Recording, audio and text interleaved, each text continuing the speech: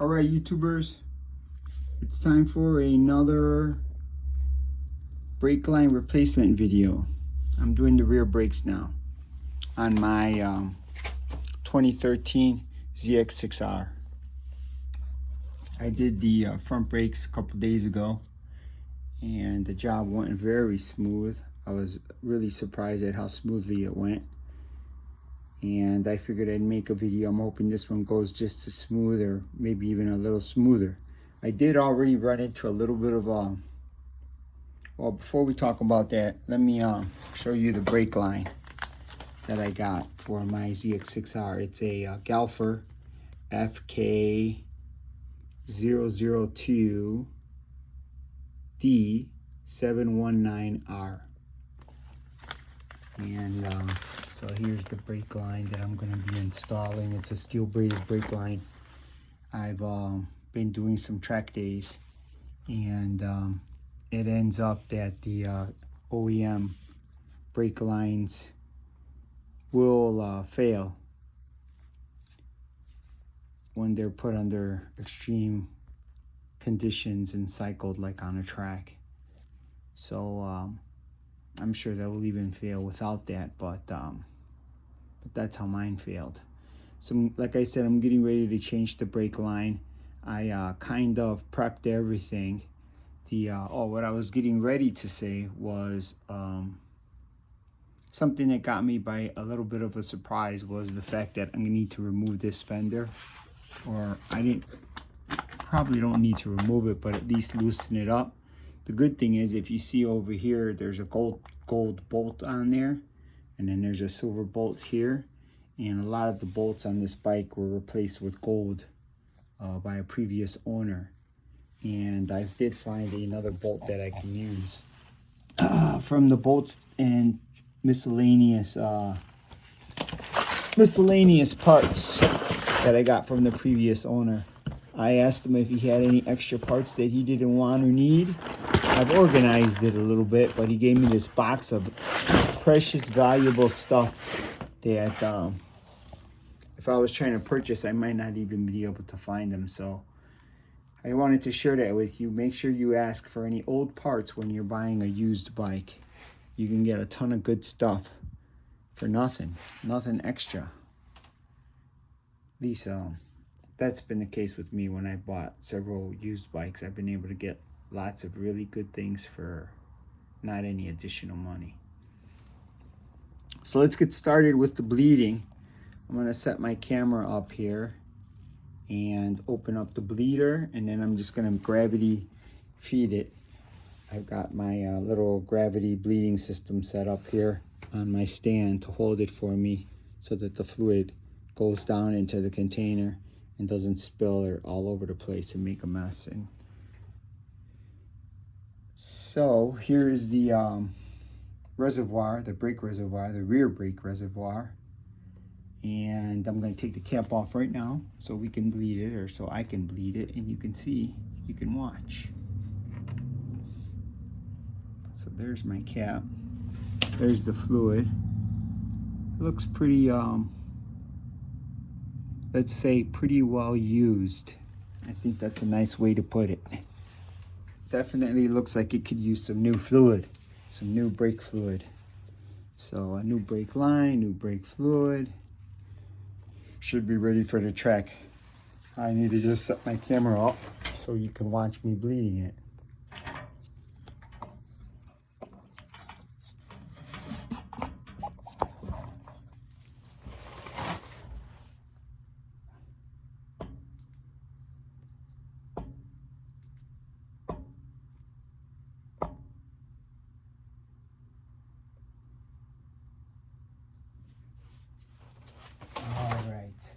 So now, since we don't need to be worrying about air getting into the system, I'm just going to open it up.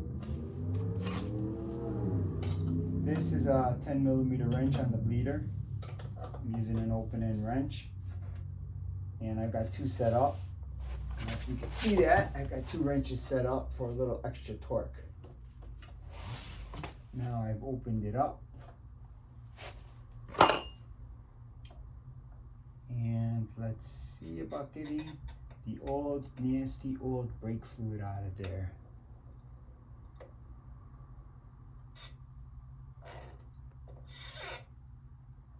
Maybe I'll close it just so that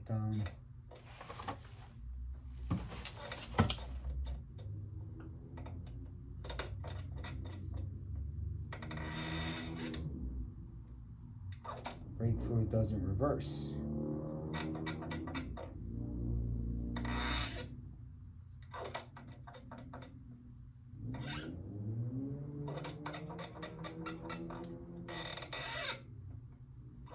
So I'm just pushing down on the brake lever here. Opening it, pushing down, closing it so air doesn't go back in there. So I don't lose the fluid that I'm trying to get out of the system. Now I'll open it, open the bleeder, press the brake fluid down, close the bleeder, open the bleeder, press the brake fluid down, open the bleeder, press the brake fluid down, open it.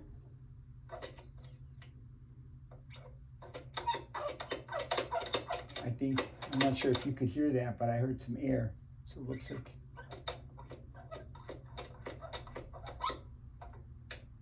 oh yeah, you can see bubbles.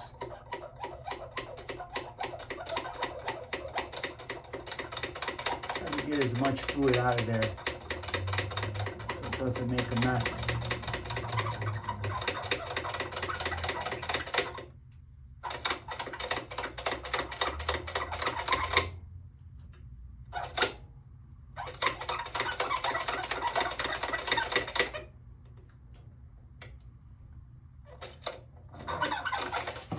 Most of the fluid's out of there.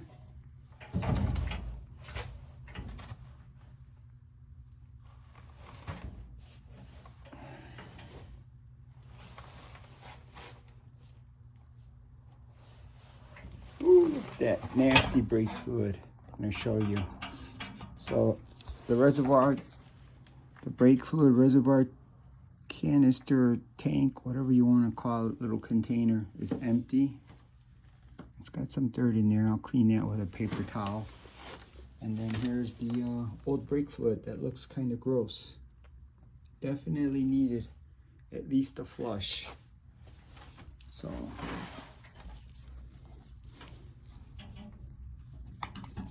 let's continue with this. I'm going to continue with this. Hopefully we'll have a nice view. And I set my timer up earlier so that the video is not too long, so I don't have trouble downloading it later.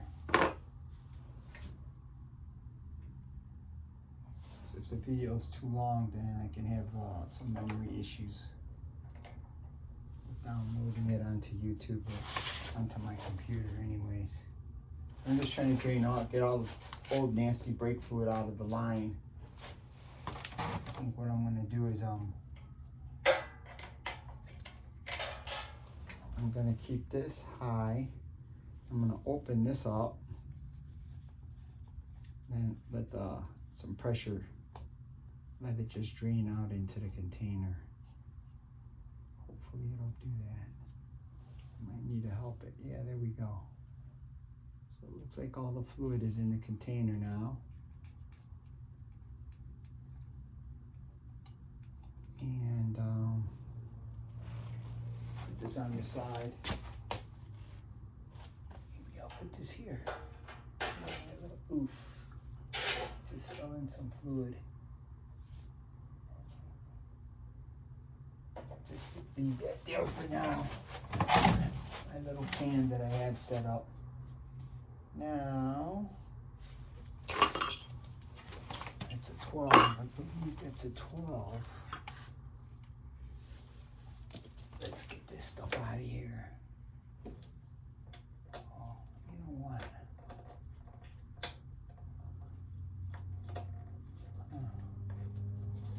Seems like I can take that out. What size Allen is it? Since it's so tight in here, I set an extension up. I think this is about a 6-inch extension. And the OEM bolt looks like a number 5 Allen.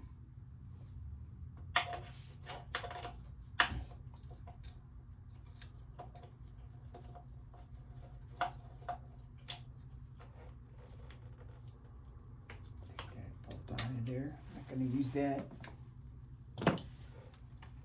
Use one of the fancy gold ones. This is here. It's loose. I took pictures of all the setup earlier.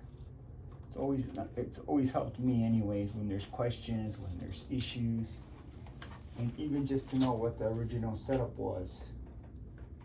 It's also nice just to compare, like I said, the original setup to your improvements and see what it was you had before and where you are. So let's take off these, take these off of here. And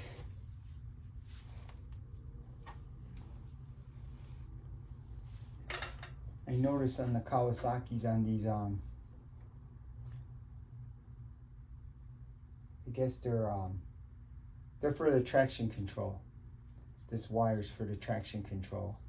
And there's these little white marks, I hope you can see in the camera, where these little connectors go. So I noticed that when I was doing the front brakes. So they tell you, they give you, Kawasaki is nice enough to show you where to put those connectors.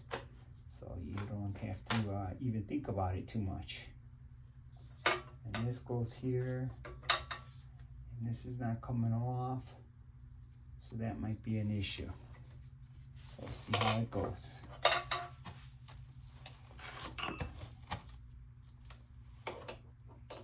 Let's get this off, get this off. This is a 12 millimeter, and that's going the wrong way. So there's the 12.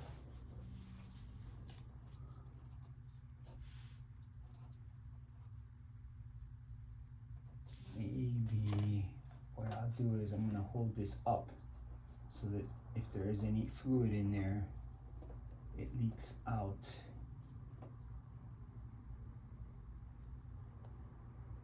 Oh, you know what? I got another idea. In case there's fluid in there, I'm going to have it leak down into the master cylinder.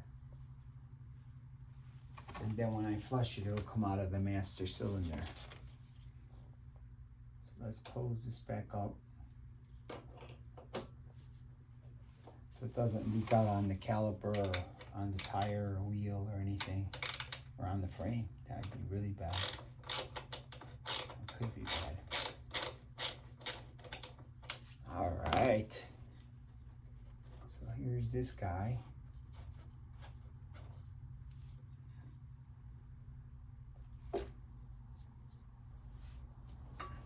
I'm just making note of the orientation of that little nub, just in case there's a similar nub on the Galfer system, in the Galfer line.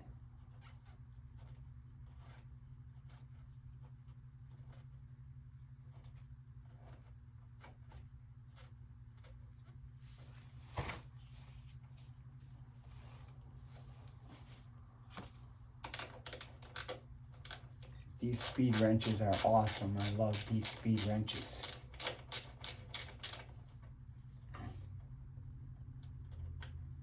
They are so good.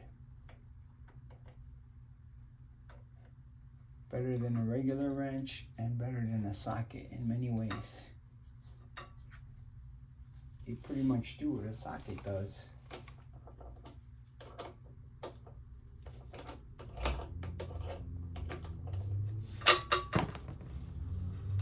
But they're a little easier to work with because they're wrenches. Oh. I'm gonna finish taking this line off, and that's gonna be it for this. Ooh, you see some brake fluid leaking down. Try to catch it so it doesn't damage anything.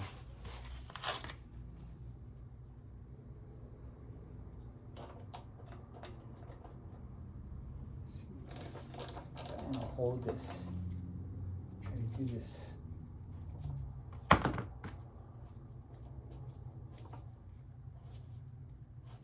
Minimize the mess. Minimize the mess. I'm trying to figure out how to minimize the mess.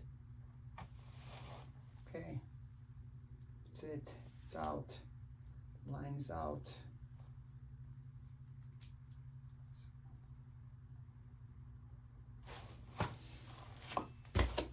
Where to put this? Where to put this so it doesn't make a mess?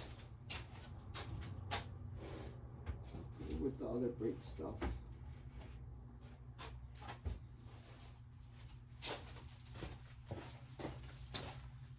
Alright, YouTubers, motorcycle enthusiasts, DIYers, motorcycle DIYers.